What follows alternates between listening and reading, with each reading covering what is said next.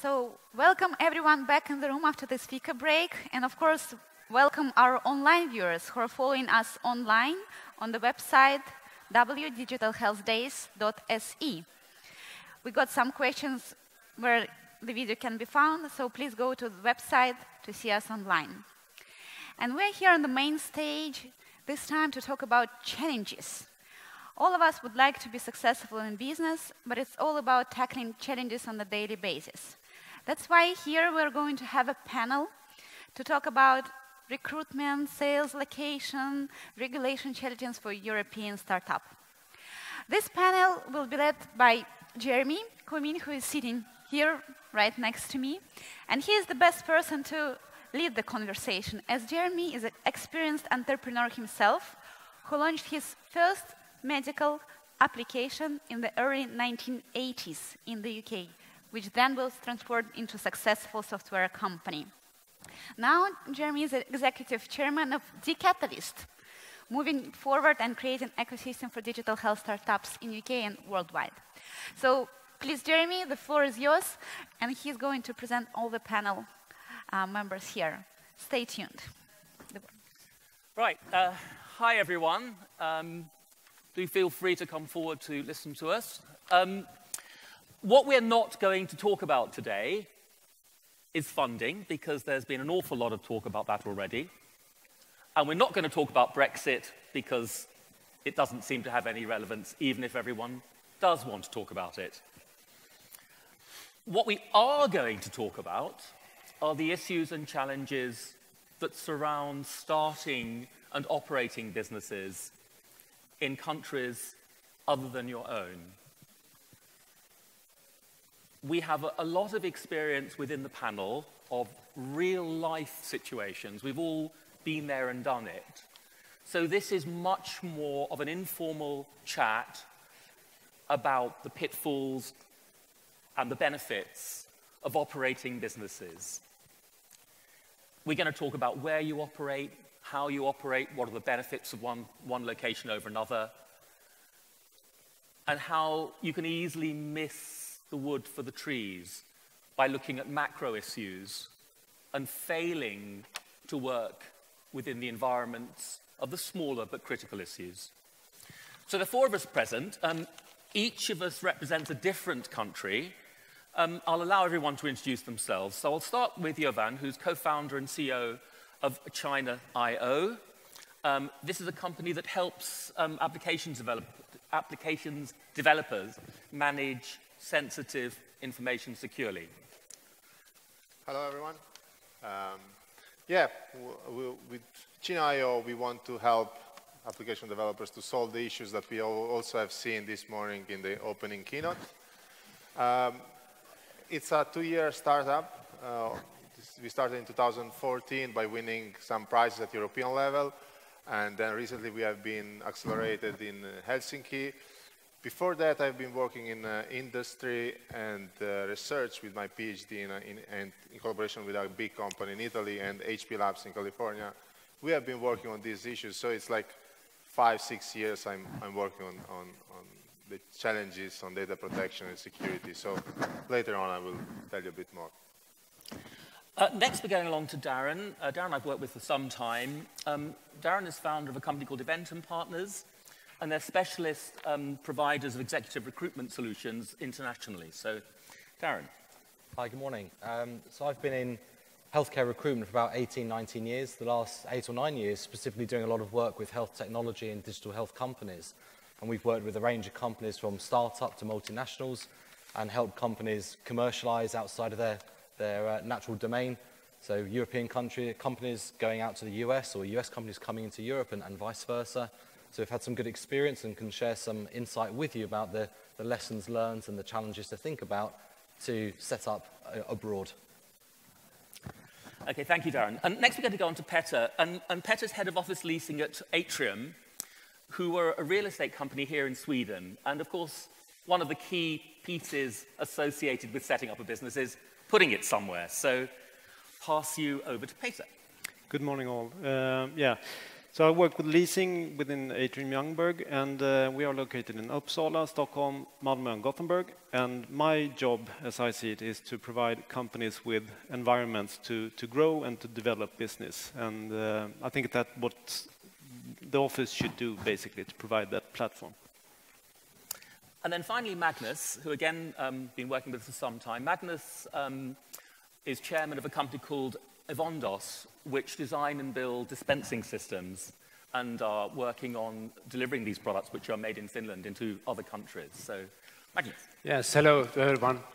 I'm a co-founder and also financier and chairman, and depending on what hat I put on my head, also a salesman and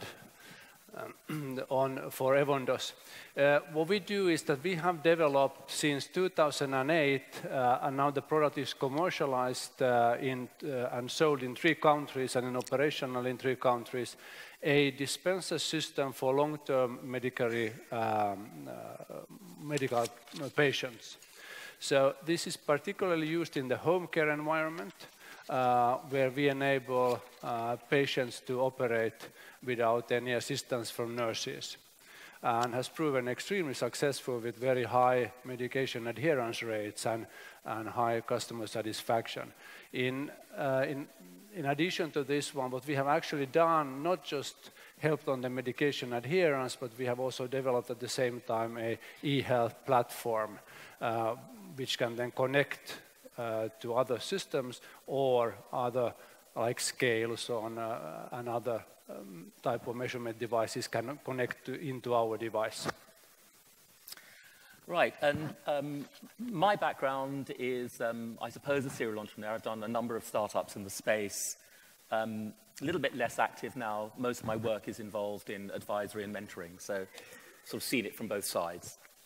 Right, so we're going to start with regulatory. So we've tried to divide this into 4 key categories, which are regulatory, recruitment, sales, and location, which correspond, in fact, to the expertise of the various people on the panel.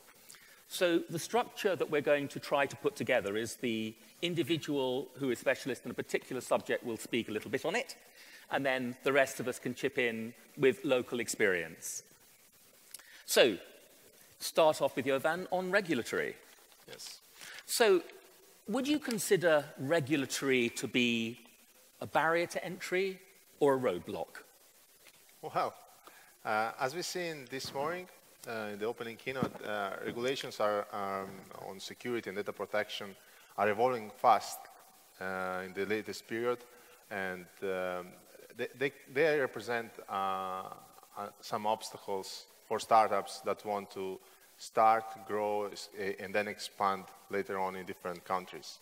So it's definitely an obstacle, but there are fortunately companies and other service providers that wants to help on solving this issue. Recently, we have been seeing also in Europe, for example, also from regulatory point of view, there are some now improvements. For example, this year we have a new data protection law from this May. It has been approved. It clarifies a bit what are the requirements at European level that you need to follow. But of course, they don't go into security and specific requirements that you need to implement within your application. So in that case, application developers need to go into dig into security requirements applicable for that country. And then as we see in this morning, also this can vary from country to country. So this is definitely an obstacle, and we have seen, for example, in the latest couple of years, studies shown that 80% of apps on the marketplaces are not compliant, doesn't show privacy policies. 66% of apps approved by NHS in UK do not use HTTPS, a basic security feature to transfer the data from app to the server in the cloud, and so on. So basically, startups are so small that they don't have resources, knowledge, and experience to go through it and analyze, learn, and see how to do it. We as a company, of course, we want to help on doing this because the consequences are different. There are different kind of consequences. First of all, not compliance and security is a criminal law responsibility in all the countries in Europe. So there is the responsibility from legal point of view. But that's maybe not the main impact and the main pressure developers are seeing at the beginning, because they think, okay, we will fix it later and we will get better once we validate the product and so on. But once they develop the first MVP, they validated things. It can be a bit late to start re-engineering everything from security and privacy by design perspective. This is the new concept introduced by the European laws. Later on, they will face challenges, for example, when they start working with hospitals, insurance, and we know that, for example, all digital health mainly is based on start working with some big partners, right? Because that's where the money comes from. So they will face the challenges in signing contracts that gives clear responsibility and clearly stating who is liable for what, responsible for what, and then insurance or investors also doing due diligence, technical due diligence. So the consequences can be really painful in the afterwards. So again, obstacles, getting a bit better, but still in the market there is a big issue on currently in the marketplace. And I know that within my own experience, one thing that I've always struggled a little bit with is, do you operate under the regulatory framework of the country that you're working in, or do you look to comply with EU legislation and FDA legislation? And what would you recommend on that? Well, so a company that starts, for example, here in Sweden will obviously first look at what are the regulations here, but this means so since the European level regulation directive, and now there is a regulation, so it's a law. So if you look at that and you implement everything is written there, you are safe for Sweden and in Europe. But they focus on basic principles of how you manage data, privacy policies that you need to inform the user properly and so on. When you go into security level details, it's not written there. It's not written in the law. You need always to dig into different sources of information from European, Article 29, Working Party guidelines on health apps and so on, but then also OWASP, security guidelines of how to build a website and so on. So basically, from European point of view, there is a law, data protection law, that you can look at it. It's okay. If you comply with it, you are safe in Europe. But then security requirements is always a bit challenging. For US, there is a different law, different approach, completely different, also mindset on privacy. There is no one single law for US on privacy. There is sectorial law on health, that is the HIPAA law. So it's a bit different. So if they start from here, obviously focus on European data protection law and then specific requirements that you may find within also Swedish legislation. And Magnus, how did you approach this when you started your development? Some of the backgrounds in our firms were from the telecommunications industry, and in the telecommunications industry, as you all understand, also the regulatory framework is quite strong. Having that one as a background, it really started from, okay, let's figure out and understand very clearly what are the requirements, because in healthcare there seems to be a bit of a myth in place that it's very complicated and it's very thorough and so on, which is, if you look at it from the telecom industry side, it's actually not the case. Sometimes it's even easier. So we started it from a point of view that let's really figure out what are the requirements in the main marketplaces we are going to work. What in the startup world often then happens, though, is that you underestimate the amount of time and resources you need to do it properly. And you have to do it properly, because if you try to skip something, it will come and bite you very quickly. So that was our basis, to go and study it properly and then do it based on the knowledge that you have. So I think we're coming to the conclusion that you ignore the regulatory overhead at your peril. It can be an extremely expensive issue. And of course, that requires the employment of people who can provide the expertise to deliver that to you. So if we come to Darren. Darren, do you consider that the location, the country that you are recruiting in would influence the quality of staff you're getting in specific areas? It depends upon the areas and the skill set that you're looking for. In some countries, you're starting to see clusters of, say, developers in Berlin or in London or in San Francisco. You're getting clusters of those particular skill sets. So if that's the skill that you need, it does make sense to try and be close to them to attract that talent. The challenge with that is everyone starts wanting that same talent pool. You see salaries go up, expectations go up, people move around a lot quicker, so it adds different employment challenges. I think when it comes to location, companies need to think very carefully about where do they want to be, and there's so many factors to take into account. Not just where are the skills going to be, clearly that's a big issue, but you've also got to look at the environment. You've got to understand the employment law. If you're employing somebody in France, the laws there are very different to in the UK or into the US. We've worked with some US firms that were looking to come to Europe, and they were shocked when we told them that people had a 3-month or a 6-month notice period. In the US, 2 weeks is fairly standard. So they said, do I really need to wait 6 months? Well, yes, you may well have to. And equally, European firms going to the US are equally concerned, going, well, I can lose this person in 2 weeks. I feel very uncomfortable with that. So you've got to understand that market that you're going into from those aspects, as well as understanding the difference in culture, the difference cost of living, even salary discrepancies. Salaries in Switzerland are far higher than in other parts of Europe, but the cost of living there can be far higher, even though tax can be beneficial. So there's so many factors to take into account. So I think companies need to think, well, what skills do we need? From a commercial point of view, where does it make sense for us to be, in terms of closest to the customer or where we want to win business from?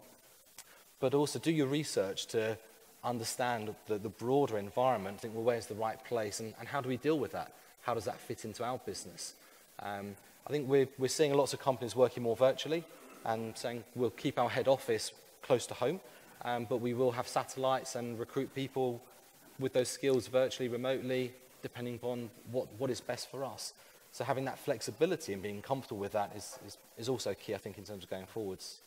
And I think this brings up the whole point of virtual working. And we're in a technology industry, and we're in an international market. So clearly there is a strong incentive to engage people remotely, and it can work for everyone. But if you do that, what are the pitfalls associated with trying to remotely manage people who may be in a different country altogether? And do you try and operate it under the rules and customs of the host country or of the country where the employee is working? It's a good question. I think it's something which often leads to quite a lot of conflict between cultural, and it really comes down to the management and the leadership team. It's for them to find a way to manage people remotely and be comfortable to let go. You've got to have the systems in place to protect security and information flow. Absolutely, that's got to be there. But we've been working with an individual who's worked for an Australian digital health company, and he's based in the UK. There's a massive time difference. They can never talk to each other. So that's a barrier in itself.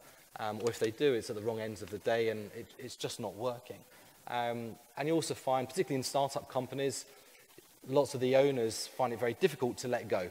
And having that ability to trust, let go, give other people responsibility virtually, remotely, that they are getting on with the job, they find difficult to do. So at some point, you need to look at have you still got the right management in place to manage the new business that you're creating going forwards? And sometimes that means the CEO has to take a step back and bring in somebody else who is better placed to manage the business forward, which is a difficult conversation to have. I think, Magnus, you've had real experience of this, of course. Yeah, we have plenty of experience on this one. I think one of the rules we took originally when we set up the various country organizations, that we said that it's so easy to create today a legal entity in each country. So we said that to avoid all the pitfalls you have with employment laws and practices and salary payments and all that, God knows what, we said that we put a legal entity in each country, which is then financed by the main operation. Because otherwise you end up very quickly into cross-border payments and cross-border taxation issues and all the rest. And in the end, is it worth the effort? It's absolutely not, but because you got to focus on getting your business up and running, and directly when you start having taxation issues and problems with that one, it just sucks up, and it always sucks up the key entrepreneur's time, because he's the decision maker or she. And I suppose, Peter, this must fit in quite closely with what you do, because you've got buildings and you've got people who aren't necessarily from the country where they are working. Yeah, so exactly. How do you address that?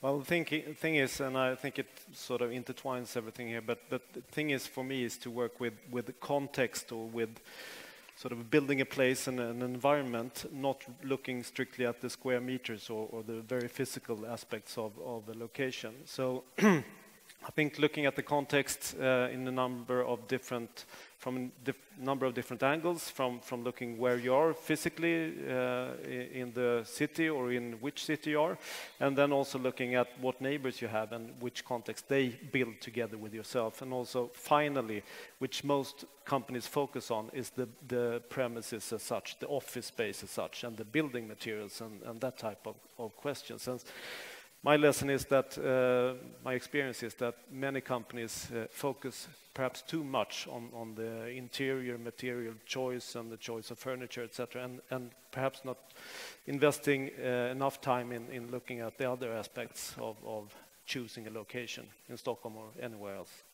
And when it comes to choosing a location, there's certainly I've always felt a conflict between expensive central city locations, with the kudos that is associated with that, and lower cost, better standard of living accommodation outside the cities.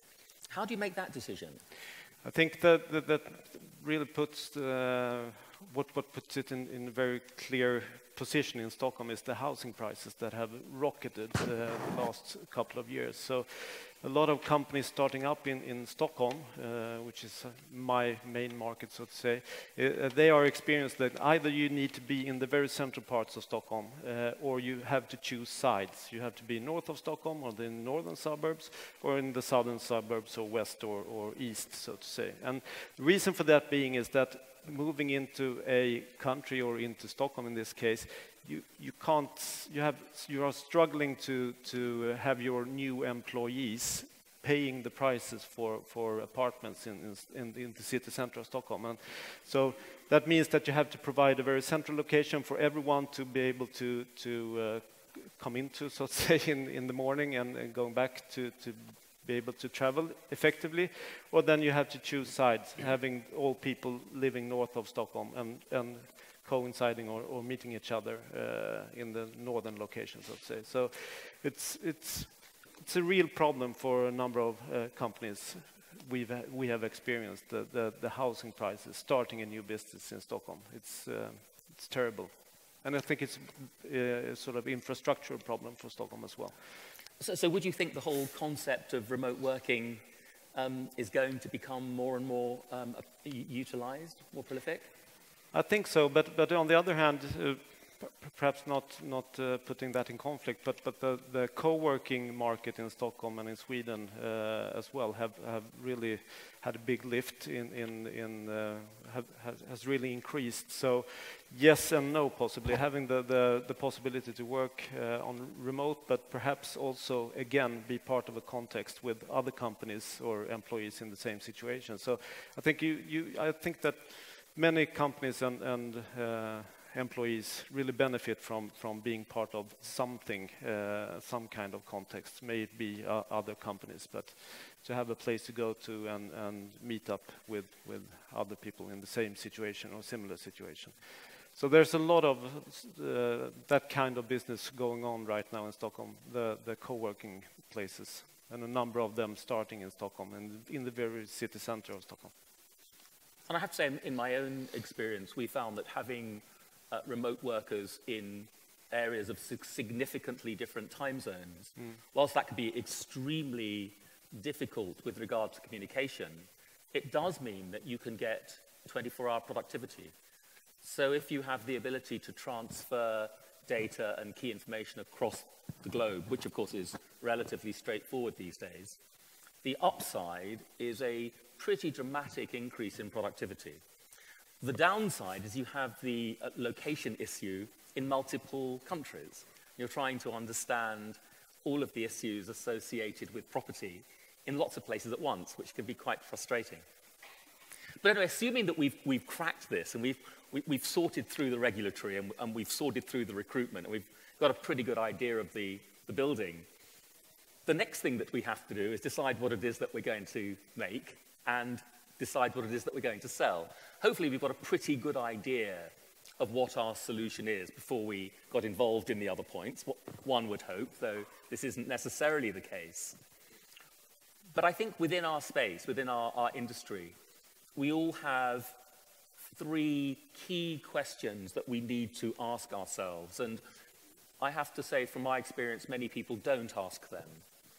And those are, one, are we looking to provide public service, private service, or both? Who is our customer? B, are we looking to business-to-business solutions or business-to-community solutions? Who is our user? And three, are we configuring our solution to be a product or a service or a combination of the two? And these fundamentally affect the way the business operates. So Magnus, how have you approached these issues? What decisions did you make with the dispensing technologies? I think we start from a very challenging environment because we are combining three things which are not necessary, working very well together: digital, healthcare, and startups. That's not an easy combination, because how do you find, for example, salespeople in this environment who already know about the digital services, which are new almost everywhere, and then who have also the healthcare background? It's a real issue. And then if you combine the whole mixer with the startups, then we certainly have a challenge. But on the public or the private sector, everybody knows that the governmental or the public sector is slow, but this is actually the part that we chosen in the Evondos approach. We started therefore because it's relatively easy to identify who is the customer and who is the one who is going to pay for the service, and it also gives a professional image and a professional base to start from. But it's very hard to say that you should be doing that one.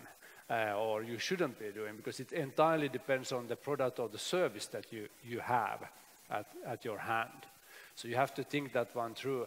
But what's our experience has though been that you have to keep your eyes open. So even if you select one side of where you are going, you have to make sure that you are not at the same time turning your back on the other side, because it might prove to you in the future that it's easier to go via the private route, via some sort of intermediate operator to the government sector. That's one of the things you have wanna kind of consider. And it's the same thing with also, Jeremy asked me to talk about the sales side also on how do we find talents and where do we put the talents when we have to decide, do we invest in Norway or Sweden or Finland or in Northern Ireland, where we also have operations. It's the same thing there within the healthcare, because we don't necessarily know exactly which place is going to be the one where we will have success. Even if we think from the onset after the pre-studies, which you have to do, you really have to do the pre-studies before you jump ahead based on some light information. You have to at least go and verify the information you have. It might prove that due to various reasons, you are actually not that successful in that particular marketplace. So you have to have a little bit of breadth in your and width or in your approach when you are entering the marketplace. And I don't think there is one solution for one firm. You have to pick and choose.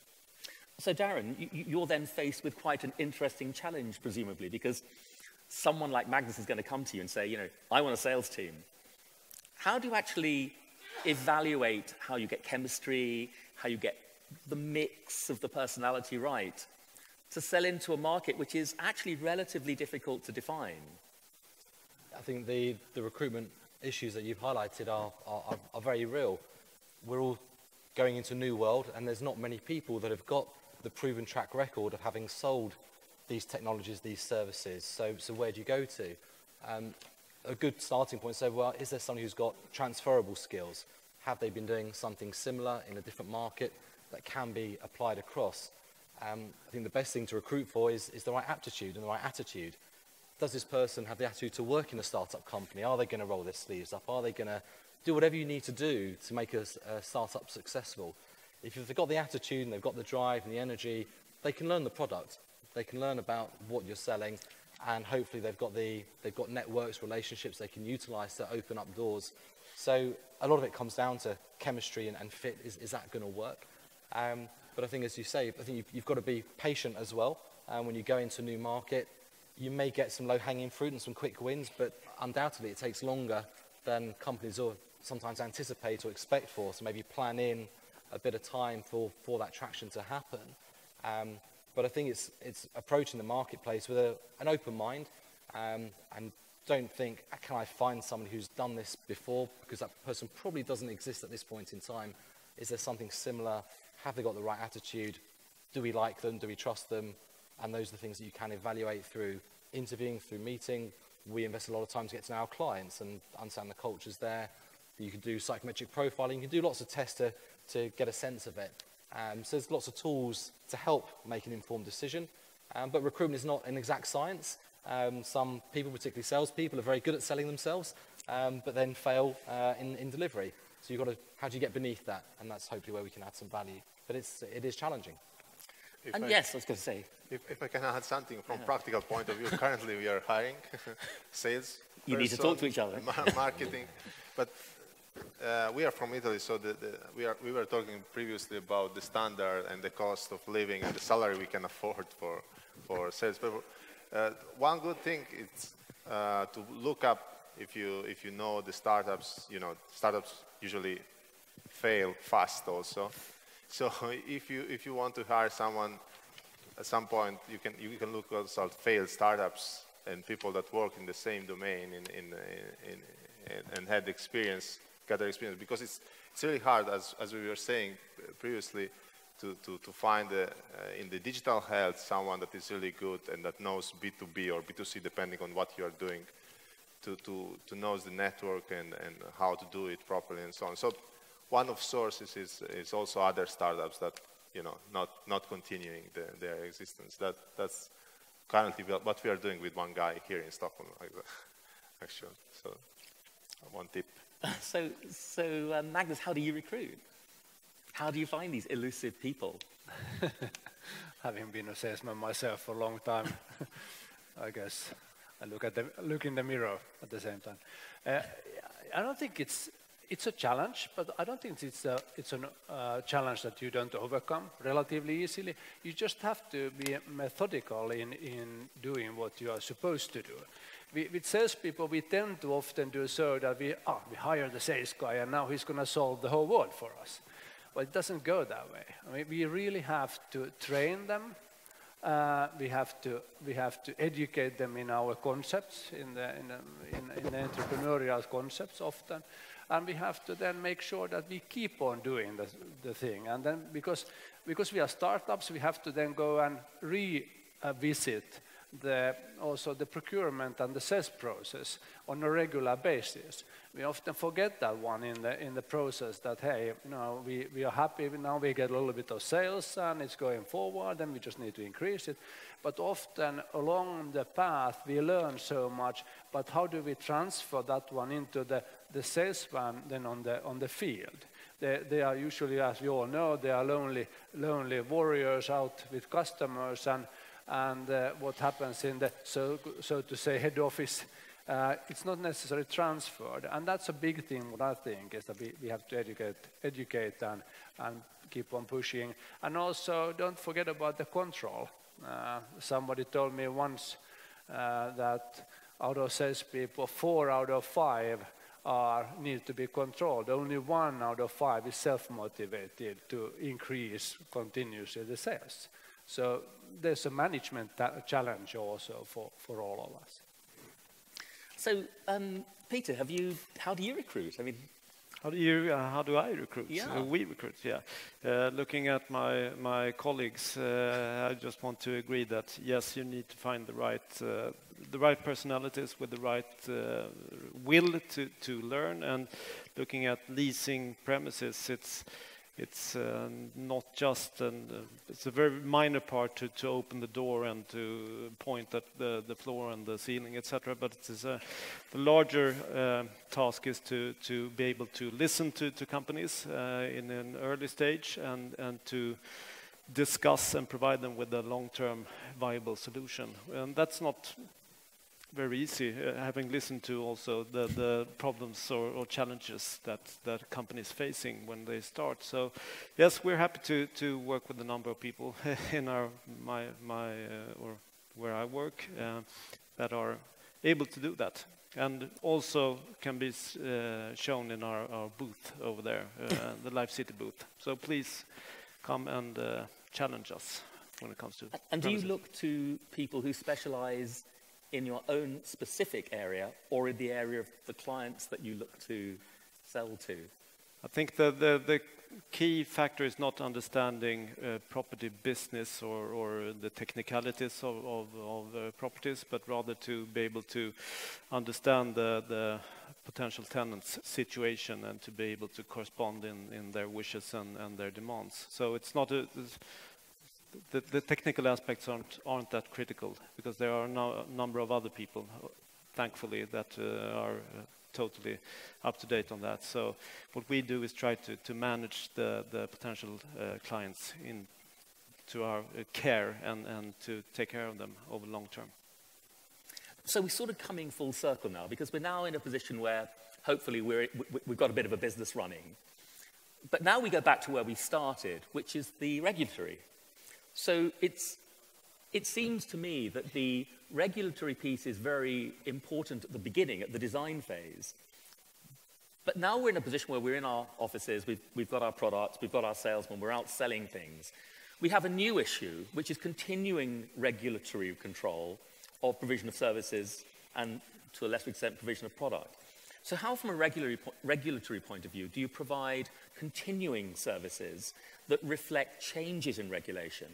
And how do you implement changes in regulation in a product which is in production?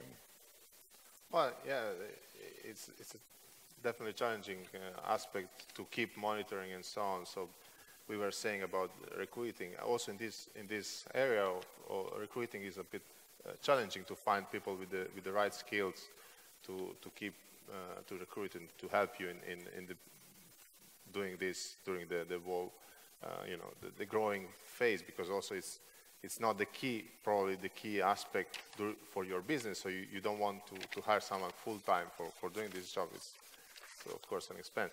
So I would suggest, as it's happening also in US, for companies to try to find partners, technology partners, for doing so. Of course, we are one of this kind of products, let's say, that you can find on the market, but there are also others. There are competitors in US is full of them. So to find partners that can help on this, help on technology, and also updates on the legal regulatory framework that are happening during this time. We estimated that for a company in a 5 years project, so in a 5 years lifetime, regulatory aspects and technology aspects related to security regulatory can cost around €500,000 in 5 years project. So, and there is one startup here that has testimonial about these expenses and costs. So it's down there in the booth in the angle. So that's more or less how it could cost. So my suggestion is finding partners during this path can be at the beginning very easy to bootstrap your business, to bootstrap your technology and so on, and then later on also to have a trusted partner for the evolutions and so on. And would you say, because of the breadth of opportunity for change, that it's more cost effective to engage an expert consultancy firm than to employ someone of your own? Well, yeah, for startups, there are also even opportunities currently at the European level to get some big advices and some support for free. There are European projects that have different, for example, we have been advised by Queen Mary University in UK and a Dutch consultancy firm through the European projects for startups that are not funded, that are not, you know, in the growing stage. So there are opportunities to get some free consultancy, and then later on, of course, my suggestion is to get as a consultancy firm at the beginning to advise, because, for example, from legal point of view, from pure legal point of view, like privacy policies in terms of conditions and contracts and so on, this is probably one-shot thing that startups need to do at the beginning, and, you know, following bit updates. But so definitely a consultancy firm is a solution for these kind of tasks. Then regarding the technology and so on, that's a bit different aspect. So technology security and technical terms, it's a bit different. Right, so the last piece of this panel refers to location. I was struggling a bit about how do we actually address the issue of location. And it sort of dawned on me, to avoid a battle, that we've got Johan from Italy, we've got Magnus from Finland, Darren from the UK, Peter from Sweden. So I thought, why don't we each just spend a couple of minutes saying why our country is the best country to start a business in? So let's start with you. Okay. Wow, challenging task. Well, I think Italy, I mean, we were saying that now we are a bit going global in the sense that we can recruit people abroad and also sell from one single state to the whole market. That's also the possibility. So why Italy? Because, for example, labor cost, it's quite convenient, and cost of living, you know, the relation is quite good. We are currently hiring, and we published the expected salary we are going to pay, and some people complain, oh, but this is so low. No, this is the Italian. This is the Italian typical salary. So that's one good thing. Then the climate and the food. No, I think at the beginning, for startups, there are different things to consider where to start and so on. For example, there are nodes about digital health, depending on, for example, if you are B2C or B2B, who are your customers, how you want to sell and so on. Because, for example, if you, there are nodes in Europe that are more digital health, startup friendly, for example, Berlin and the Nordics. I'm talking about Helsinki and also a bit Stockholm, but I think it's a bit more Helsinki that is currently the node for digital health. So those are the places where to grow a B2C, probably consumer-based startup. Then if you are B2B, I think depends on who is the B you want to sell. Hospitals, if you know the market in Italy, of course, it's the best place to be. So it really depends, I think. Darren, sell the flag. So I think what we're seeing in the UK is that the environment is definitely changing. People in the NHS are talking about digital health. People in the pharmaceutical, the medical technology companies are talking about digital health. People want to engage in digital health. So I think the environment is there. People want to do things. People are trying new collaborations, new technologies. I don't think that's unique to the UK. I think we're seeing that across Europe. I think Europe is a great place for digital health startups. There's so many ideas. There's so many innovations. And I think what's really interesting from a recruitment point of view is that other people from the outside that have normally been unable to maybe get a job in healthcare are finding it now accessible. Healthcare has become, dare I say, sexy and attractive to other people that were in other consumer environments or other tech environments. So people from gaming or online dating industries are coming into health tech. People from consumer good companies are coming into digital health because they understand and they've got different skills to offer that a typical healthcare person doesn't normally have. So I think there's lots of really interesting dynamics. I think the environment is right. People are talking about it. People are doing stuff. And people have been talking about going beyond the pill and beyond the equipment for many, many years. I think it is actually starting to happen. I think the UK, there's lots of great initiatives, Digital Health London, Med City, A lot of the AHSNs are really getting into the digital program. So do look at the UK. The NHS is a difficult beast to get into. So any European companies that are looking at the UK say we want some money from the NHS, it's a challenge. Look at it carefully, but there's a lot of help and support for that. But I think the environment across Europe is ripe.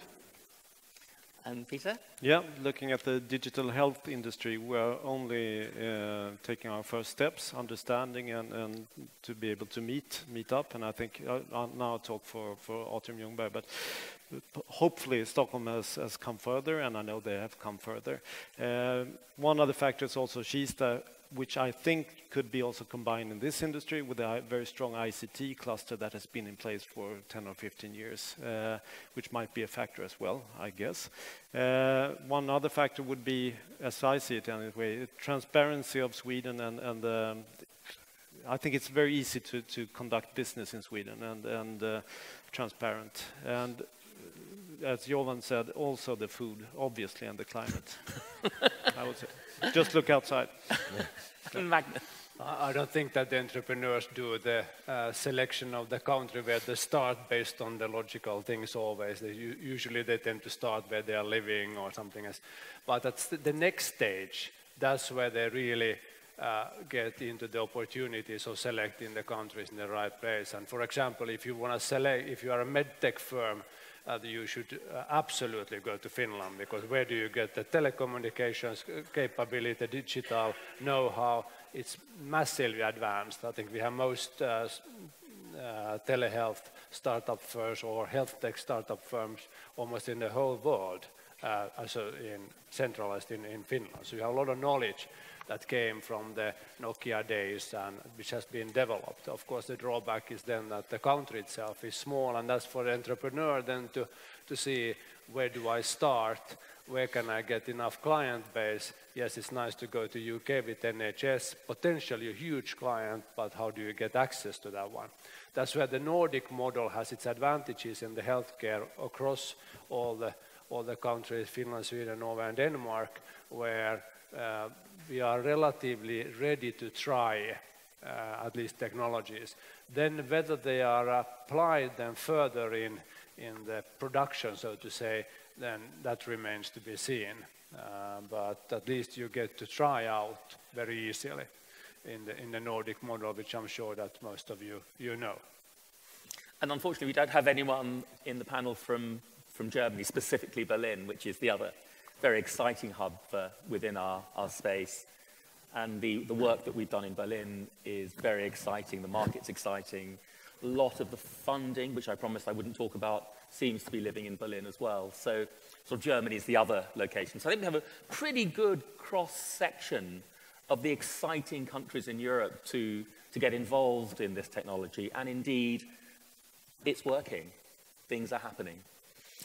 I thought I'd leave 15 minutes at the end, which I'm pretty close to see whether our dragons have any questions for us. Absolutely. I have a question for you, the head of the panel. You started off this discussion saying we're not going to talk about Brexit. And I'm curious why. And isn't that sort of the problem we're seeing with the different silos in the different countries in digital health? I said it because no one has any idea where this is going to go, if indeed it goes anywhere. So anything that we talk about is guesswork, it's speculation. The experience I've had so far has been nothing. I can't imagine that trade is going to stop as a consequence of this. I can't imagine that deals are going to get significantly affected. So the difference, the delta, is so small that to spend an hour talking about it seems really rather superfluous. Let's maybe address it in 2 years, but not now. Okay, interesting. So I live in the Netherlands and Bastian lives in Stockholm, but he's Dutch originally. And Sweden and the Netherlands are actually the countries they're saying will benefit most from Brexit. So that's why I'm curious, especially in this setting. And they're already starting to benefit from companies moving to Stockholm and to the Netherlands. Well, in fact, if you look at the UK economy, it's actually improved rather than do the opposite. So we're all guessing, and the changes are so small that the influences, the genuine influences, are far greater than the influence associated with that decision. So yeah, I mean, something will happen, but I'm certainly, I know of a number of, I didn't want to talk about this, and this is why. I know of a number of my clients, major corporations, who all said, you know, if the outcome of that vote is we're going to close our businesses, big pharmaceutical companies. The truth is, recruitment has gone up in the UK, not down. So a lot of rhetoric, a lot of shouting, but the reality of the situation at this moment in time, not a big deal, not worth wasting effort over. Much more important to get your business sorted out. And then you make decisions as you find the situation when you make them in the future. But yeah, I mean, it's a good question. It's one that you expect. And one, I say one at this moment in time, and they haven't even started the proceedings yet, so. I think it's actually a good point of view that Elizabeth brought up here, especially because we also got a similar question on our Twitter feed as well, is whether or not political situation in a country can also decide how entrepreneurs are working and how innovation in healthcare is taking place.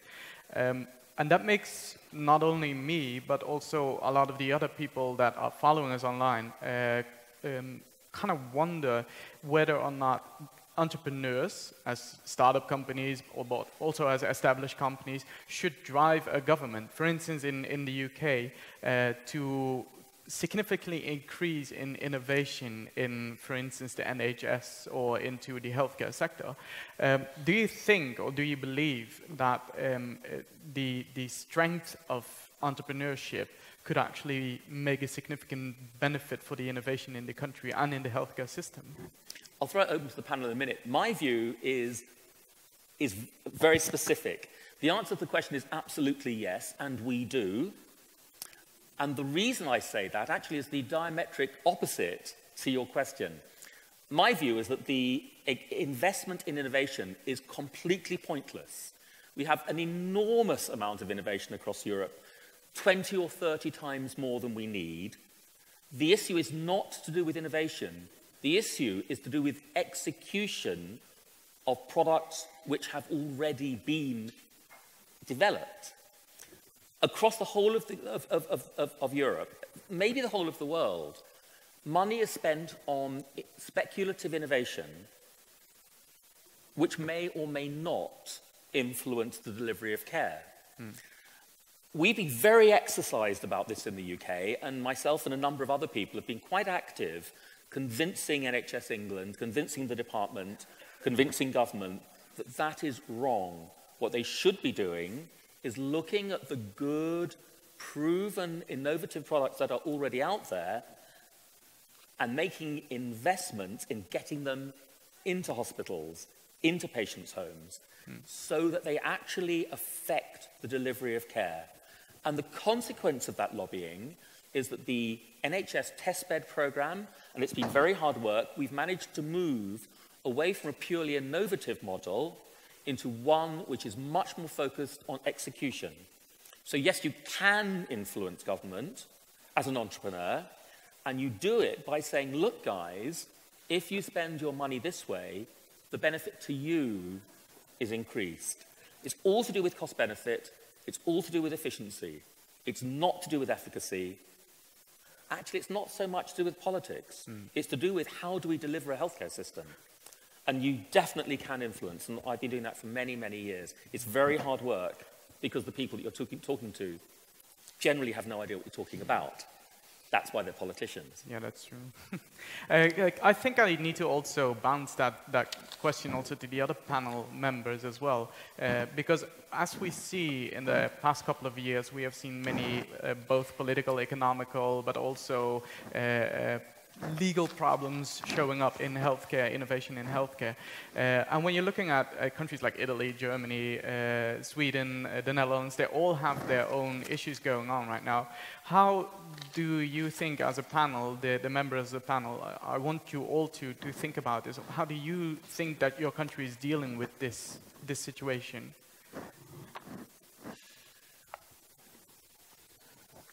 If I may start. what I have seen, and I'm coming back to answering your question, what I have seen now in Denmark and in Norway specifically, where the governments have actually said that we ought to focus on certain specific areas, they have been successful in that one. So where we entrepreneurs are trying to influence the government and somebody have been successful in that one, as an entrepreneur, I would see to those countries where those political decisions or decisions have been made to be a good place to invest in.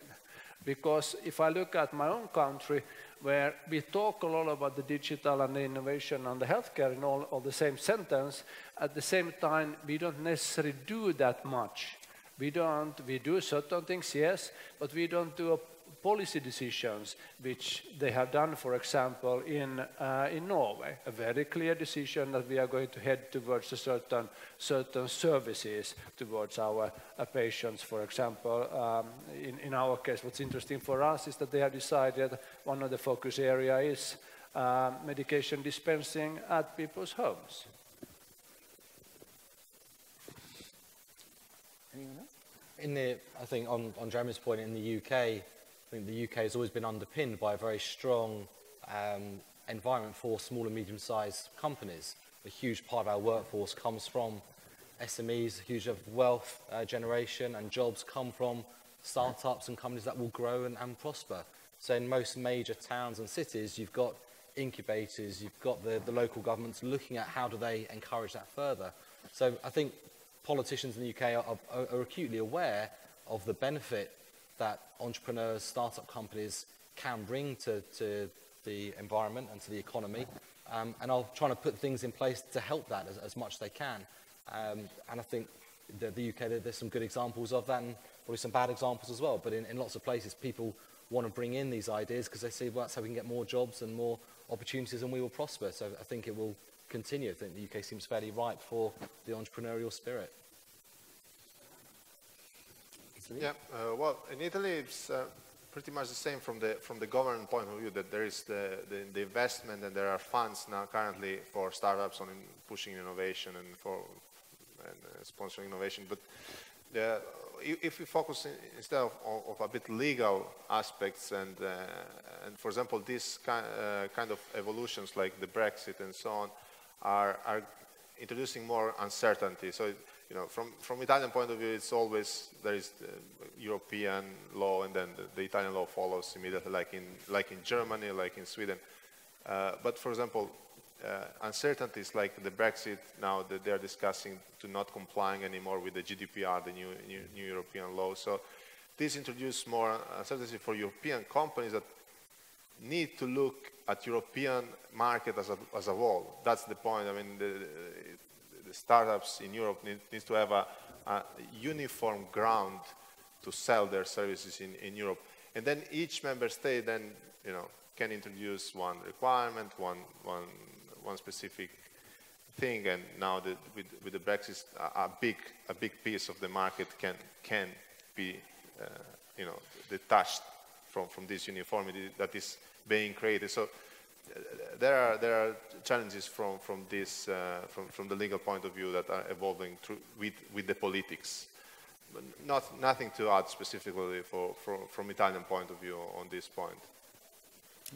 And also from a very much more possibly practical point of view, we are, as a construction company or property company, struggling with the municipalities, and in order to create the housing, the residentials, but also the office space, which is takes very long time in Stockholm anyway to get the wheels rolling, so to say, and to be able to provide the industry, regardless of what type of company it is, with the right premises. So there's sort of another angle to it as well. So. And with this, we would like to thank you, our great panel, for really practical how-to guide for European startups. Me personally, I'm going to rewatch the whole session maybe twice or 3 times, because it was such a huge volume of advice that you got, that we as a startups got from you. Thank you so much. The round of applause.